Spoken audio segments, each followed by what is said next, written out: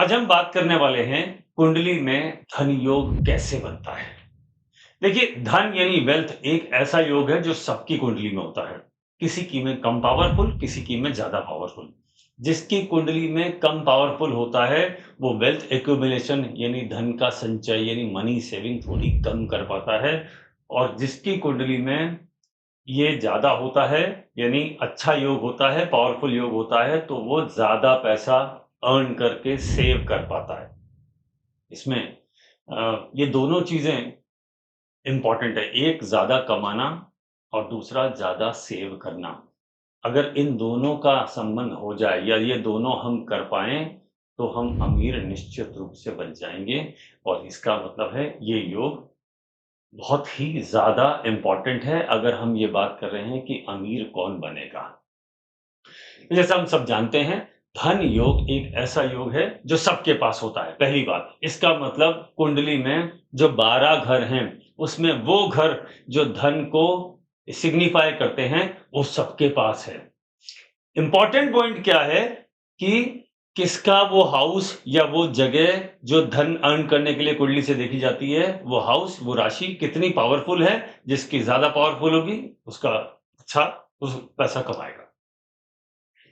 तो मैं आपको एग्जांपल देके बताता हूं कि कब हम ज्यादा पैसा कमा सकते हैं या कौन वो लोग हैं जो ज्यादा पैसा कमा सकते हैं। ये दोनों बातों का एक योग के बारे में हम आज बात करेंगे। हालांकि इसके बहुत सारे योग होते हैं, लेकिन एक एक बहुत इंपॉर्टेंट योग जो बताता है कि आप बहुत सारी वेल्थ एक्यूमुलेट कर पाएंगे, उसके बारे में बात करते हैं। एक योग की बात करते हैं।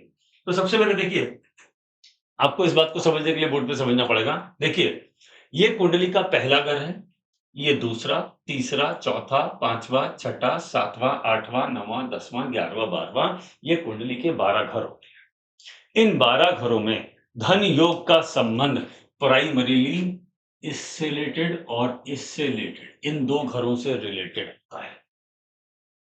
तो आपको ये समझना होगा कि अगर ये घर और ये घर अच्छा है तो आप अमीर जरूर बनेंगे। और एग्जांपल देके समझाता हूं। अगर ये घर अच्छा है, अब इसमें क्या क्या कंडीशन हो सकती है। ये दोनों घर अच्छे ना हो तो वेल्थ कम आएगी। एक अच्छा हो एक खराब हो, ये एक दूसरा रूल है। तो हो सकता है वेल्थ थोड़ी सी ज्यादा आए लेकिन बहुत ज्यादा नहीं आए। अगर ये दोनों अच्छा है तो आप ये समझ जाइए कि वेल्थ अच्छा जरूर होगा, आपके पास अच्छा खासा पैसा जरूर होगा। एग्जाम्पल देके समझते हैं। देखिए, ये जो घर है, ये घर 11th हाउस, ये बताता है आपकी ग्रॉस इनकम कितनी है, आपकी मंथली इनकम या आपकी ईयरली इनकम कितनी है, वो ये वाला घर बताता है कुंडली में। और इसका बहुत इंपॉर्टेंट रोल है, क्योंकि जो पैसा कमाएगा ही कम, वो शायद बचा भी कम पाएगा। करेक्ट है। इसलिए सबसे पहले इस घर को देखना है। इसके बाद हमें क्या देखना है, ये वाला घर। ये वाला घर बताता है कि आपके पास कितना पैसा रुकेगा, यानी सेविंग कितनी होगी। इस घर को हम बैंक बैलेंस से रिलेटेड भी कनेक्ट करते हैं। ये जो घर है ये आपका बैंक बैलेंस है, और ये घर आपकी अर्निंग्स है। इसको मैं अगर कहूं ग्रॉस इनकम तो गलत नहीं होगा, और इसको मैं अगर कहूं नेट इनकम तो ये गलत नहीं है। अब ग्रॉस इनकम और नेट इनकम क्या होती है, इस बात को समझना पड़ेगा। ग्रॉस इनकम वो होती है जो आपको, मान लीजिए आप सैलरीड एम्प्लॉई हैं, आपको हर महीने एक्स रुपीज सैलरी मिलती है, या मान लीजिए नंबर में ले लेते हैं 100 रुपए सैलरी मिलती है एग्जाम्पल के लिए। लेकिन इस ये जो घर है ये बता रहा है सैलरी कितनी मिलेगी। मान लीजिए एग्जाम्पल की हम बात करते हैं 100 रुपए सैलरी। जब वो टोटल जो इनकम है वो है 100 रुपीज, लेकिन पैसा कमाने के लिए भी कुछ पैसा खर्च जरूर करना पड़ता है। जैसे आपको ऑफिस जाना पड़ता है, आप ऑफिस किसी व्हीकल से जा सकते हैं, चाहे पब्लिक ट्रांसपोर्ट से जा सकते हैं, तो देयर इज अ कॉस्ट, उसकी एक कीमत होती है। इसके अलावा आपका आपका जो इनकम है उसमें से टैक्स माइनस होता है, ठीक है, वो इसमें से माइनस हो जाएगा, या और जिस जिस तरह के डिडक्शन या खर्चे उससे रिलेटेड होते हैं वो सब जब आप इसमें से माइनस कर लेंगे तो नेट जो बचा वो ये है, वो ये वाला कर है। तो आप चाहे यहाँ पे 100 रुपए कमा रहे हैं, लेकिन बाकी सारे खर्चे काटने के बाद, जिसमें आपका क्या-क्या खर्चे हो सकते हैं आपके? जैसे मान लीजिए आपकी 100 रुपए की इनकम, आपका मान लीजिए 10 रुपया, एक एग्जांपल ले रहा हूँ, 10 रुपया टैक्स में चला गया, 10 रुपए चले गए आपके एजुकेशन में, बच्चों की एजुकेशन में। अदर एक्सपेंडिचर 10 रुपए मान लीजिए, मैंने कहा होम एक्सपेंडिचर ले लीजिए। 5 रुपए मैंने कहा transport and other travel expenditure. 15 रुपए आपकी ईएमआई चली जाती है, ठीक है? जब आप ये टोटल कर लीजिए 10, 20, 30 और 20, 50, और इसी तरीके से आपने कुछ और एक्सपेंडिचर ले रखे हैं, मान लीजिए 30 रुपए अदर एक्सपेंडिचर, ठीक है? तो आप इसका नेट का टोटल कर लीजिए, मान लीजिए 30 और 20 50 और 30 80 रुपए, ये आपका टोटल एक्सपेंडिचर है, ठीक है? तो आपकी नेट इनकम क्या रही? नेट की बात करूं या मैं सेविंग्स की बात कर दूं, आप ज्यादा से ज्यादा कितना पैसा अर्न कर सकते हैं? वो है 100 माइनस 80 इक्वल्स टू 20। ये जो 20 है वो ये घर बताएगा, ये घर बताएगा कि आपकी सेविंग 20 है और ये आपका एक्सपेंडिचर 100 है। ये पूरी कैलकुलेशन है, ये बेसिक्स है, ये हम सबको पता है। लेकिन धन योग कैसे आएगा?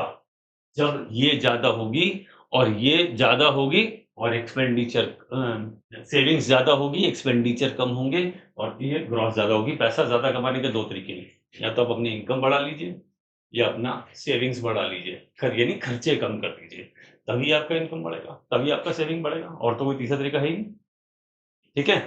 तो हम ये बात करते हैं कि कुंडली में कैसे पता करूं, कैसे ये पता करूं कि मेरी कुंडली में ये योग है कि मैं ज्यादा पैसा कमा सकूं?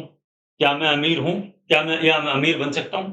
देखिए, अगर अब इसको रूल की बात करते हैं, अगर इस घर में जो राशि है आपका, जिस प्लैनेट की राशि है, एक राशि होती है, जैसे मान लीजिए ये एरीज ही लगना है, तो 11वें नंबर राशि का मालिक कौन? इस राशि का मालिक है शनि, ठीक है? 2 नंबर राशि का मालिक कौन है? ये इसका मालिक है वीनस, यानी शुक्र। अगर शुक्र और शनि दोनों कुंडली में इकट्ठे बैठे हैं एक साथ, तो ये बहुत बढ़िया धन की कुंडली है। इसका मतलब मैं क्या कर रहा हूं कि इसमें 11th लॉर्ड कौन हुआ? 11वें घर में जो राशि पड़ी है उसका मालिक, प्लस सेकंड लॉर्ड,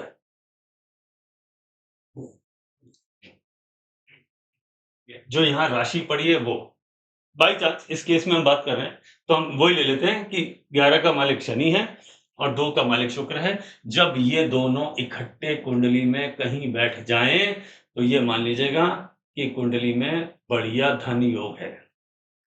देखिए, मान लीजिए ये दोनों इकट्ठे होके इस घर में बैठे, शुक्र प्लस शनि, ठीक है? ये दोनों इकट्ठे हो गए, मतलब क्या हुआ कि ये दोनों सेकंड लॉर्ड 11th लॉर्ड मिलके 4th हाउस में बैठ गए। एग्जांपल दे रहा हूं, अगर ये चौथे घर में एक साथ बैठ गए तो आप ये मान लीजिएगा कि आप अमीर जरूर होंगे, और जब आप अमीर होंगे उसकी वजह 4th हाउस होगा, चौथा घर, कुंडली का चौथा घर। ये बताएगा कि ये देखिए, ये वाला जो घर है, शुक्र प्लस शनि दोनों अगर यहां बैठ गए फोर्थ में, तो और इस घर से क्या क्या सिग्निफाइज होता है अब ये समझना पड़ेगा। 4th हाउस होता है प्रॉपर्टी, इसका मतलब क्या है कि प्रॉपर्टी से अमीर बनने का योग है, प्रॉपर्टी से अमीर बनने का योग है इस कुंडली में, तो आपको पैसा कहाँ इन्वेस्ट करना है? प्रॉपर्टी में। और वो आपको ग्रोथ देगी, मल्टीप्लायर इफेक्ट लाएगी। करेक्ट? अगर ये योग यहां पर बन जाए, वीनस प्लस सैटर्न का, ये हाउस होता है कर्म का। अपने करियर की वजह से आप अमीर बन जाएंगे। आप ऐसा काम, ऐसा कर्म, ऐसा बिजनेस, ऐसा कार्य करेंगे, करियर आपका होगा जिसकी वजह से आप अपने दम पर, अपने एफर्ट से अमीर बन। ठीक है? अगर ये कॉम्बिनेशन बना वीनस प्लस सैटर्न यहां पर, तो मान लीजिए बिजनेस से अमीर बनेंगे और शादी के बाद अमीर बनेंगे। 7th हाउस ऑफ मैरिज भी होता है। शादी के बाद बिजनेस करने से आप अमीर बनेंगे। ये यहाँ पर योग है, इसका ध्यान रखना होगा कि अमीर कब बनेंगे? शादी के बाद। बनेंगे या नहीं बनेंगे, वो ये कॉम्बिनेशन बता रहा है। ठीक है? अब हम और भी बात कर सकते हैं। अगर मैं इसकी डिटेलिंग करूं तो हम थोड़ा सा आगे बढ़ सकते हैं और ये समझ सकते हैं कि और कहां-कहां ये योग बन सकता है। अगर ये मान लीजिए फर्स्ट हाउस में बना, फर्स्ट हाउस कौन सा था? मैं यहां लिख देता हूं, इजी रहेगा। ये था फर्स्ट हाउस। ठीक है? फर्स्ट हाउस तो सेल्फ एफर्ट से,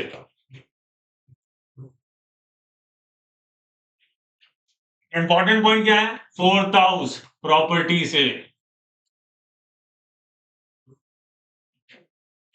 सिक्स्थ हाउस सर्विस सेक्टर से। यानी अगर आप मान लीजिए कोई बिजनेस करते हैं तो सर्विस सेक्टर का करना पड़ेगा, तो आप अमीर बनेंगे। नौकरी से अमीर बनने वाला योग बहुत कम लोगों के साथ होता है, लेकिन हाँ, छठा घर नौकरी भी बताता है, सर्विस भी बताता है, इस बात का ध्यान रखिएगा। ठीक है? 7th हाउस अभी हमने बात करी, बिजनेस। 8th हाउस क्या होता है?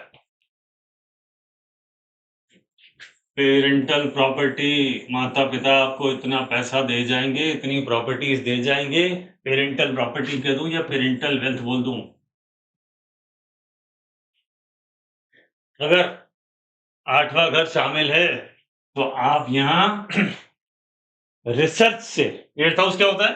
8th हाउस होता है रिसर्च। 8th हाउस का संबंध खेती से भी आता है। खेती मीन्स फार्मिंग, वो आपको अमीर बना देगी। 8th हाउस पेट्रोलियम भी होता है, जमीन से निकली हुई चीजें भी होता है, पेट्रोलियम हो सकता है, कोल हो सकता है। ये सारी चीजें 8th हाउस से देखी जाती हैं। तो ये आपको, ये योग अगर यहाँ बन रहा है, यानी कॉम्बिनेशन 8th हाउस में बन रहा है, तो ये वो जगह है जिसके थ्रू आप अमीर बन सकते हैं। ठीक है? 9th house and 12th house, ये क्या बताते हैं? ये फॉरेन बताते हैं। फॉरेन, विदेश से संबंध बनेगा। या ये 12th हाउस क्या है? 12th हाउस है इन्वेस्टमेंट। ठीक है? और क्या बताते हैं ये अगर 12th हाउस में हो तो? 12th हाउस हॉस्पिटल भी होता है। ध्यान रखिएगा, ये 12th हाउस की बात कर रहा हूं, हॉस्पिटल से भी होता है। या आप लॉ के बिजनेस में हैं, यानी लॉ एक बढ़िया सेक्टर है। 12th हाउस का संबंध आपका इंपोर्ट एक्सपोर्ट भी होता है। ये वो तरीके हैं जहां से आप अमीर बन जाए। 10th हाउस की हमने ऑलरेडी बात कर ली है, ये आपका करियर है ओवरऑल। और 11th हाउस जो है वो है सोशल कनेक्टिविटी।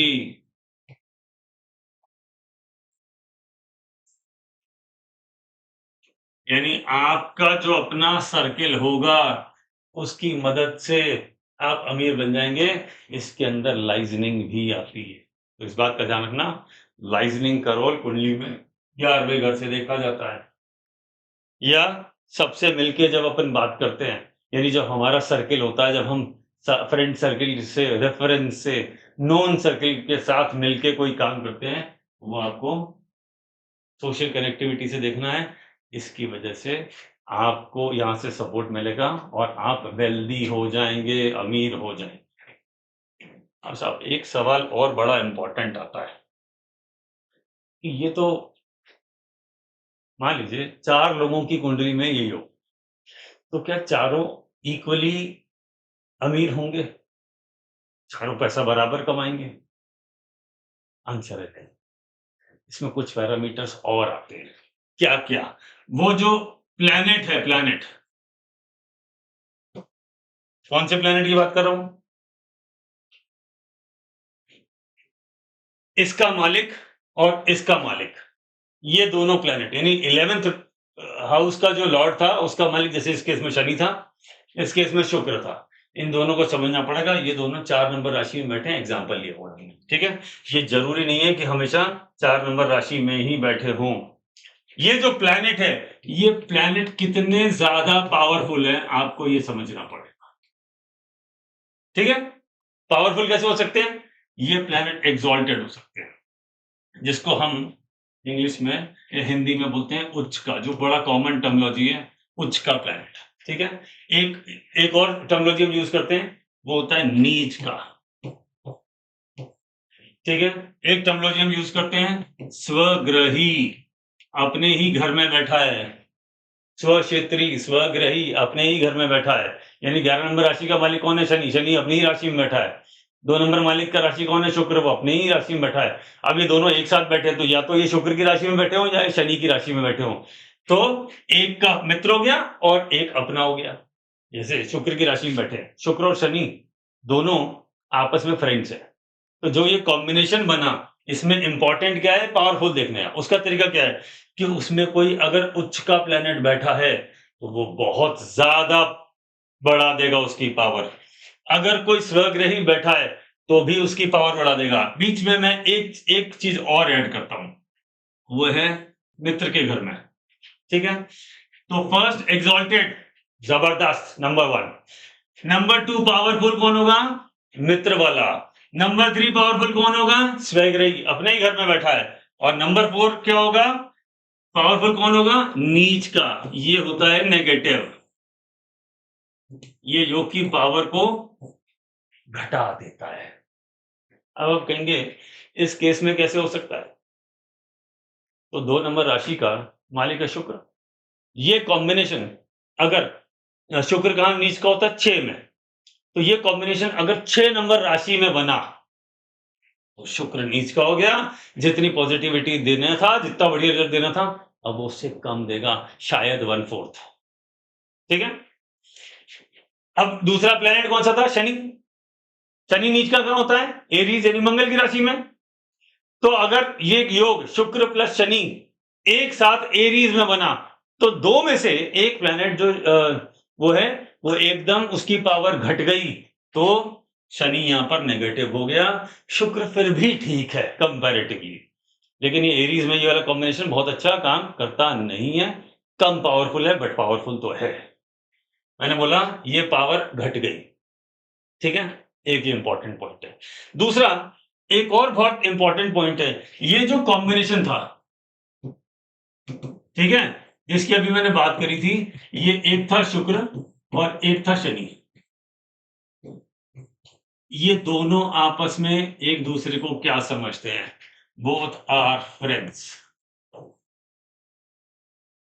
पावर बढ़ गई, पावर बढ़ गई। दो दोस्त, दोनों साथ पैसा देने वाले और दोनों एक दूसरे के बेस्ट फ्रेंड, तो ये आपके भी फ्रेंड हो गए, ये जबरदस्त धनी हो गए, ठीक है? अगर ये एग्जॉल्टेड, इनमें से कोई एक एग्जॉल्टेड हो जाए, जैसे शुक्र की राशि है 7 नंबर, वहां पे शनि एग्जॉल्टेड है और शुक्र का अपना घर है, तो बेस्ट रिजल्ट मिलेगा, ये बिल्कुल तय है, ठीक है?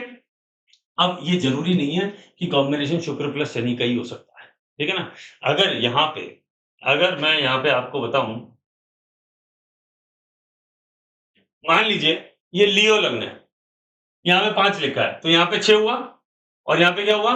3 4 5 6, तो अकेला लियो लग्न के लिए स्पेशल रूल है ये, ध्यान रखिएगा, क्योंकि दोनों का लॉर्ड एक ही हो गया, और लॉर्ड कौन हो गया?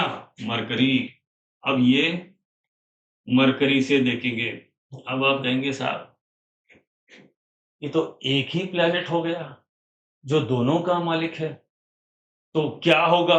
ये तो मरकरी तो उस कुंडली में बहुत ज़्यादा पैसे देने वाला प्लैनेट हो गया। आंसर इज़ येस, लेकिन डिपेंड करेगा कि उस कुंडली में मरकरी कितना पावरफुल है। और मरकरी बैठा कहाँ है? अगर वो एक्सॉल्टेड में चला गया, यानी अपनी राशि 6 नंबर में जहाँ मरकरी एक्सॉल्टेड होता है, मज़ा आ गया, है ना? यानी सेकंड हाउस में चला गया। लेकिन अगर वो एक्सॉल्टेड नहीं होके नीच का होके चला गया, तो उसकी पावर घट जाएगी। और mercury as a special rule, एक बात समझ लीजिए, बुध एक ऐसा प्लैनेट है जिसके खराब होने का स्कोप बहुत ज़्यादा है। क्यों ज़्यादा है? क्योंकि नॉर्मली तो ये सूर्य के साथ रहता है, तो ये बहुत अच्छा होता है। लेकिन ये और भी प्लैनेट के बहुत बार साथ देखते हैं आप इसको। ये शुक्र के साथ भी अक्सर दिख जाता है, जैसे सूर्य प्लस बुध प्लस शुक्र। तो जिस घर में बैठा है, जिसके साथ बैठा है, उस पे डिपेंडेंट है। मरकरी जो है, ये एक ऐसा प्लैनेट है जो किसी न किसी पे डिपेंड होके काम करता है। जो साथ में बैठा उस पे डिपेंडेंट है। अगर साथ में बैठा सूर्य, तो मरकरी उसको पसंद करता है, लेकिन क्योंकि मरकरी की स्पीड इतनी तेज होती है, बहुत जल्दी जल्दी घर बदलता है। ठीक है, तो कभी आपको बुध के साथ मिल जाए, बुध कभी बृहस्पति के साथ मिल जाएगा, कभी शुक्र के साथ मिल जाएगा, सूर्य के साथ तो अक्सर ही देखा है, शुक्र के साथ अक्सर ही देखा है, और ये कॉम्बिनेशन बनता जाएगा अलग अलग के साथ। तो उस घर में वो जो प्लैनेट है, क्योंकि जो इसके साथ बैठा है वो भी देखना पड़ेगा। अगर वो प्लैनेट अच्छा है तो मरकरी को ओवरऑल अच्छा कर देगा, अगर वो प्लैनेट खराब है तो मरकरी की पॉजिटिविटी को घटा देगा। तो ये देखना पड़ेगा कि मरकरी किसी वजह से किसके साथ कॉम्बिनेशन बना रहा है, वो समझना पड़ेगा। अब एक और इंपॉर्टेंट बात, अब सवाल ये आता है, अगर कुंडली में मरकरी अकेला हो तो वो ठीक होता है क्या? जवाब है ना। अकेले मरकरी को खराब माना गया है, अच्छा नहीं है। दूसरी बात, मरकरी सूर्य के बहुत पास-पास ही रहता है, तो आपने ज़्यादातर देखा होगा कि मरकरी अस्त होता है। अस्त का मतलब क्या होता है? साल में बहुत बार ऐसा मौका आता है जब मरकरी सूर्य के एकदम पास में आ जाता है, तो वो अस्त हो जाता है। अस्त का मतलब सूर्य की पावर, सूर्य की रोशनी के सामने अगर हम ज़मीन से देख के आकाश में देखें और सूर्य को देखें और मरकरी को देखें, तो सूर्य की रोशनी इतनी तेज है, अगर मरकरी उसके एकदम क्लोज़ में है, जो नॉर्मली रहता है, तो सूर्य उसको ओवरशैडो कर देता है, वो दिखाई नहीं देता। तो मरकरी के रिज़ल्ट तो वैसे ही पुअर हो जाते हैं, ज़्यादातर। जितनी उसकी स्ट्रेंथ होनी चाहिए, जैसे और प्लैनेट की स्ट्रेंथ होती है, मरकरी की उतनी ज़्यादा स्ट्रेंथ नहीं होती, क्योंकि हमेशा सूर्य के आस-पास ही रहता है। जहाँ से सूर्य मूव कर रहा है, साथ-साथ मरकरी भी साथ-साथ मूव कर रहा होगा, तो ये एक इम्पोर्टेंट पॉइंट है। दूसरा, मरकरी एक ऐसा प्लैनेट है, जो वक्री साल में 2 से 3 बार हो जाता है। नॉर्मली 3 बार ये प्लैनेट है, ये वक्री हो जाता है। अब आप ये कहेंगे कि एक ये आप नई टर्म लेके आ गए, वक्री क्या होता है? जब हम अर्थ से बैठ के ऊपर आकाश में देखते हैं, एक अगर सूर्य है, उसके चारों तरफ सारे प्लैनेट घूम रहे हैं, ठीक है? मरकरी फर्स्ट प्लैनेट है, नियरेस्ट है, ठीक है? और पीछे शुक्र चल रहा है, मंगल है, अर्थ है, इस तरीके से ना, ये सब ऐसे इसके चारों तरफ इस तरीके से घूमते हैं। जब मान लीजिए जब मान लीजिए मैं आपको इसको बोर्ड पे समझाता हूँ। ये है मान लीजिए सूर्य, ठीक है? यहाँ मरकरी है, वीनस है, मंगल है और ये अर्थ है, ठीक है? ये हो गया मरकरी, ठीक है? और मान लीजिए ये हो गया अर्थ, ठीक है? ये इनको अभी हटा देता हूँ बीच वालों को। हाँ, इनको मैं हटा देता हूँ, ताकि बीच वालों को अभी अभी हटा लेते हैं, ताकि कन्फ्यूज़न ना हो। क्या होगा, जब ये सूर्य के चारों तरफ ऐसे घूम रहा है और अर्थ भी सूर्य सूर्य के चारों तरफ ऐसे घूम रही है, ठीक है? तो जब ये दोनों, नॉर्मली तो मरकरी फास्ट काम करता है और ये सीक्वेंस है तो ये जल्दी-जल्दी घूम जाएगा। लेकिन कई बार ऐसा एंगल आता है जब हम इसको इस एंगल पे से निकालते हैं, तो ऐसा लगता है कि हमारी अर्थ की स्पीड कुछ तेज है, तो हम इसको थोड़ा आगे बढ़ता हुआ देखते हैं, तो मरकरी थोड़ा-सा अपनी स्पीड, क्योंकि मरकरी की स्पीड थोड़ी-सी जब सूर्य अर्थ की ये जब जब आप गोले में घूमेंगे, जब आप सर्किल में घूमेंगे, तो जब आप किनारे की तरफ जाएँगे, जब आप किनारे की तरफ जाएँगे, तो अचानक ऐसा फीलिंग आता है कि हमारी स्पीड तेज हो गई, होती नहीं है? ऐसा फीलिंग आता है कि हमारी स्पीड तेज हो गई। तो ये जो है, जब ये इसकी स्पीड ऐसे जब यहाँ आएगा, दोनों इस तरह के उसमें आएँगे, एक सीक्वेंस में आएँगे, तो इसकी स्पीड धीरे लगने लगेगी और इसकी स्पीड अगर तेज हुई, तो ये मरकरी आपको उल्टा चलता दिखेगा, ऐसे ऐसे लगने लगेगा कि ये यूं उल्टा चल रहा है। जैसे हम ट्रेन में बैठे होते हैं, प्लेटफॉर्म पे, स्टेशन पे ट्रेन खड़ी है, दो ट्रेन खड़ी है, आप अपनी ट्रेन में बैठे हैं, बाजू वाली ट्रेन अचानक चलने लग गई एक डायरेक्शन में और आपका ध्यान उसी तरफ है, दूसरी तरफ प्लेटफॉर्म की तरफ नहीं है, तो आपको लगेगा हमारी ट्रेन चल पड़ी और इस तरफ चल पड़ी, जबकि एक्चुअली उसकी ट्रेन उस तरफ जा रही थी। आपको फीलिंग आ रहा है कि हमारी इस तरफ आ रही है। ये फर्क होता है, ठीक है? तो जब ऐसा लगता है तो ऐसा फीलिंग आता है कि ये एक्चुअली उल्टा चल रहा है, चलता नहीं, ये जाता तो वैसे ही है। लेकिन कभी ऐसा फीलिंग आता है तो बोले साहब, ऐसे में सवाल होता है कि जब प्लैनेट उल्टा चलता ही नहीं तो रेट्रोग्रेड होके वापस पिछली राशि में कैसे मूव करता है? तो साहब वो जो राशियों का जो कॉन्सेप्ट है जो आकाश में है, उसका कोई फिजिकल डिनोमिनेशन नहीं है। वो एक वर्चुअल एक ऐसा दिखता है कि इस वाला एरिया ऐसा है जहां से हमको यहां से देखने पे वो वैसा दिख रहा है। तो मरकरी पीछे जाता हुआ दिखता है तो ऐसा लगता है, क्योंकि डिग्री का जो फर्क है मूवमेंट में, वो डिग्री का फर्क से ऐसा लगता है कि वो पीछे चला गया।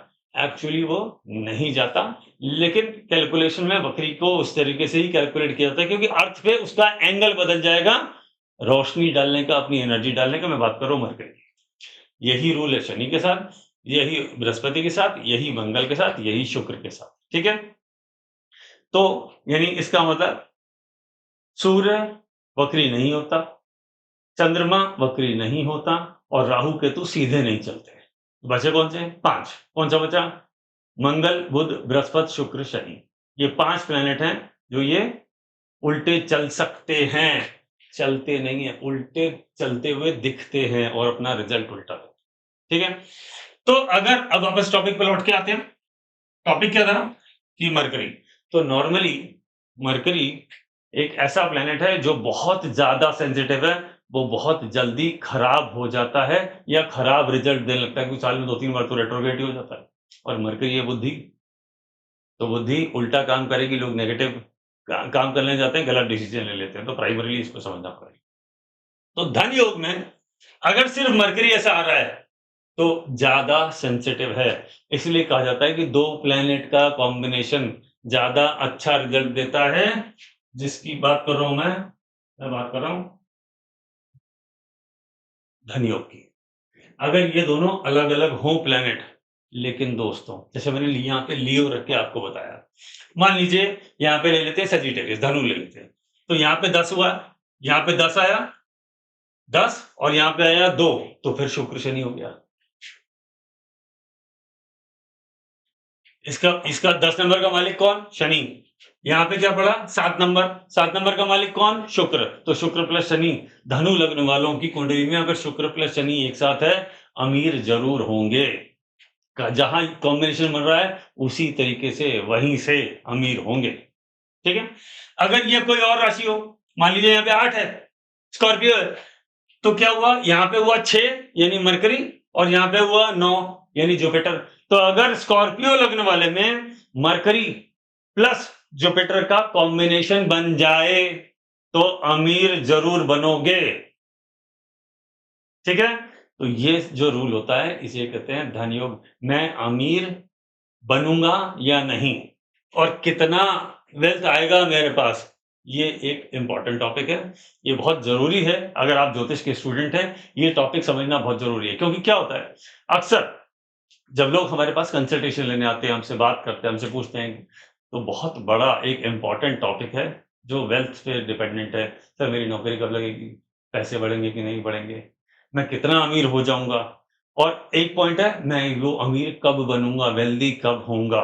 तो कब बने की बात हम किसी और सेशन में करेंगे। आज इस टॉपिक को, वीडियो को छोटा रखने के लिए लर्निंग पर्पज से, ताकि एक दिन में मैं आपको एक ही टेक्निक एक्सप्लेन अच्छे से कर पाऊं, ताकि आप उस टेक्निक पे मास्टर हो जाएं और इसे यूज करके देखिएगा। अगर आप ज्योतिष के स्टूडेंट हैं, this is one of the best technique for calculating wealth in the birth chart.